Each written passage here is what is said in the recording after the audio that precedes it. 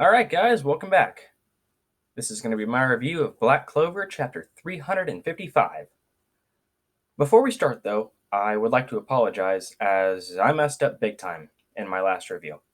I was so caught up with what was happening to Jack that I misinterpreted the knocked scene, and I didn't realize it until I reread the chapter later that day that it was Morgan who attacked Jack, not knocked. So Lucius brought Morgan back from the dead. He did not turn knocked. So that was a mistake on my part, and I just wanted to clear that up. So now for the actual chapter. The front cover page of Asta looks really great, and the color page that we got for this chapter is of the upcoming movie. Again, this color page looks fantastic. We open the chapter with seeing Jack, and it seems like he only has the hole through his abdomen, and of course his hand missing. So he did not lose the left portion like I thought. And I guess generally I just misinterpreted the whole Jack scene overall, and I apologize for that. So then William uses his World Tree magic to cover Yami, Jack, and Charlotte, and he lunges to attack Lucius, saying that he will wager his life if it means stopping him. Lucius blocks the World Tree magic, and then uses his time magic to destroy William's right arm and part of his right leg. So that is rather shocking. Lucius says that they do not have the power to defy him, and then he says that it is time for the final judgment. And we see all the angels produce this mass scale light spell, and all the magic knights are freaking out because they can't stop it.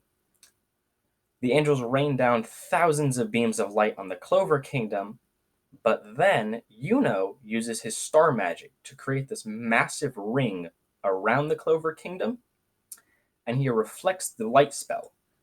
This is obviously a parallel to when Julius protected the kingdom from the mass scale light spell in his fight with Patoli.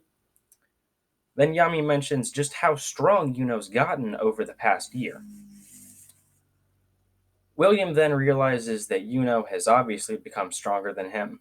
As Yuno leaps ahead of him, William, looking at his back, says that Yuno is the captain of the Golden Dawn. Then Yuno flashes back to Asta being slashed across the chest and Sister Lily being turned into a paladin. Then we get a panel that I really like here of Yuno at the orphanage explaining to everyone what has happened to Asta and Sister Lily. Yuno then says that he will never forgive Lucius for what happened, but he's not here to defeat him because he can't forgive him. He is here because he is the man who will become the Wizard King. Lucius responds by saying that Yuno is the one who needs to be crushed. End of chapter. So I really like here that Yuno is entering this fight more so with his honor as a magic knight rather than trying to get revenge for Asta. Overall, the chapter was incredible. The art was fantastic. And I'm probably not really going to comment on the art too much in my chapter reviews moving forward because I feel like I say it every time. And the art is fantastic every time, but there's no point in me being redundant. I also like how the paneling in the chapter, we don't see Yuno's eyes until the final page when he makes his declaration against Lucius.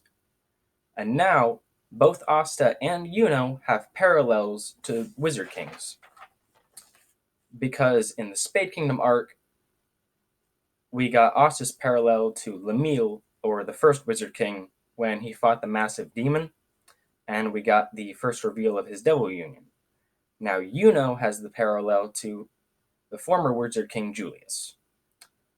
I am really excited for Yuno versus Lucius, and I also think based on the Magic Knights that we saw last chapter and this chapter, and of course me being wrong about Noct, that we'll likely see all of the Black Bulls except for Yami show up to the Land of the Rising Sun. And overall, another great chapter of Black Clover. And that's going to be all for me today. I'll see you in the next one. Bye, guys.